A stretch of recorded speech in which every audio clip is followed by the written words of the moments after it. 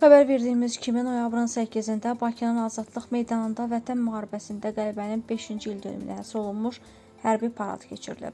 Azərbaycan Respublikasının Prezidenti İlham Əliyev, birinci xanım Mehriban Əliyeva, Türkiyə Respublikasının Prezidenti Rəcəb Tayyib Ərdoğan, Pakistan İslam Respublikasının Baş naziri Məhəmməd Şahbaz Şərif paradda iştirak ediblər.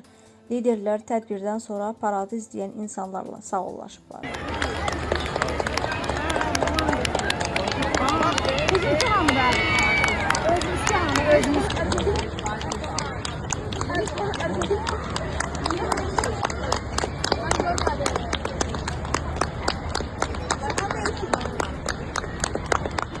Bakıda 8 noyabr Zəfər günü münasibətilə keçirilən hərbi paradda Türkiyənin Akıncı pilotsuz uçuş aparatı da iştirak edib.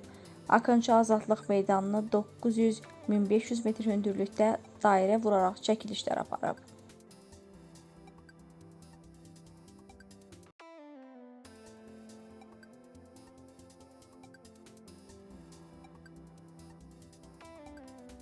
«8 noyabr Zəfər günü münasibətilə Bakıda keçirilən möhtəşəm hərbi parad paytaxt sakinləri və şəhərə axın edən yüzlərlə insan tərəfindən böyük coşqu ilə izlənilib.